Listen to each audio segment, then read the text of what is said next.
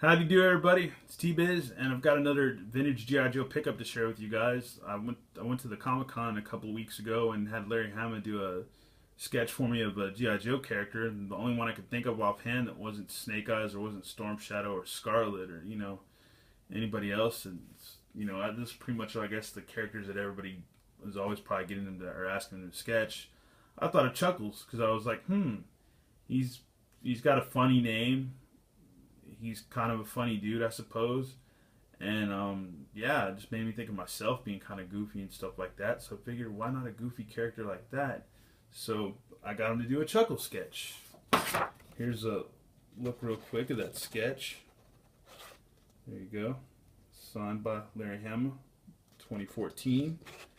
And there's my Chuckles figure that I got. I won this for a pretty decent price on eBay. It's pretty cheap.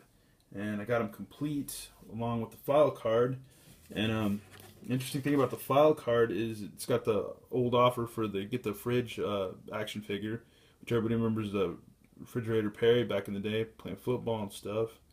And yeah, with this 5 special proofs of purchase, you get a dollar handling, you get a fridge figure, which would have been like a $10 or $11 figure back then. A little expensive, but kind of cool for premium. Here's his file card.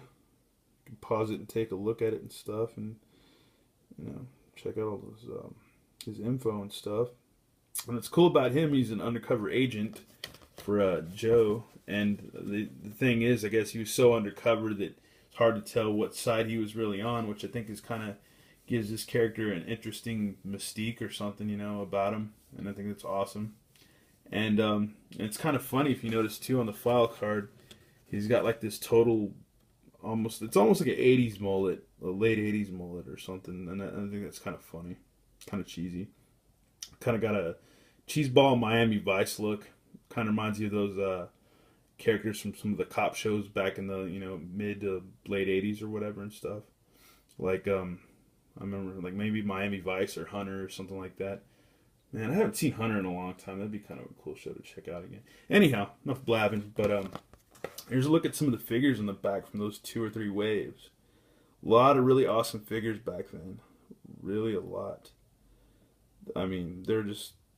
Some of these were pretty mind-blowing back in the day. Like the Bat figure, Xandar and Zorana, the Viper, Dr. Mindbender.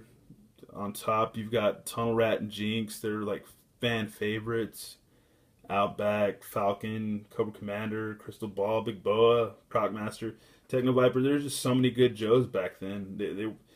You can tell they're kind of starting to get a little more goofy and a little more away from just the regular army stuff. But some of these other characters that were just kind of interesting and bizarre and weird were neat in their own. I still dig them, still like them.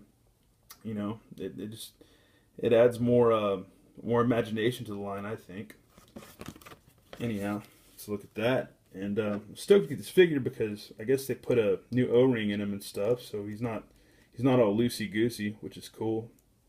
And yeah, he comes with his gun and his holster, and there's a little discoloration on his Hawaiian shirt, but it's not too bad. But yeah, I'm stoked to have him. He almost kind of looks like a Simpsons character for some reason. I don't know why I'm thinking that, but yeah, he just makes me think of somebody from The Simpsons. I don't know why. I guess Simpsons colors or something. I don't know. It's weird. Anyhow, he's also got bags underneath his eyes, which makes him, I don't know, makes him look strung out, which is kind of weird and kind of funny too. But this guy's awesome, and I think he's an awesome add to the Joe collection. And plus, for old school days and playability, this guy's cool because you could have him on either side. You could have him pretending to be a Cobra, and you could have him, just Joe Cobra, whatever. You could have him just, playing both sides, which is kind of cool. And I think that makes him neat. And yeah, and that's pretty much it for this figure. That's pretty much all I have to say. And I'm going to be doing some more Vintage Joe reviews because after watching some of my friends' channels and stuff like that on YouTube, I'm really stoked on Vintage Joes again, and I'm just going to start trying to build up my collection for Vintage Joes. And once again, thanks for watching, thanks for subscribing, and I'll have some new reviews and stuff coming soon. Thanks, y'all. Later.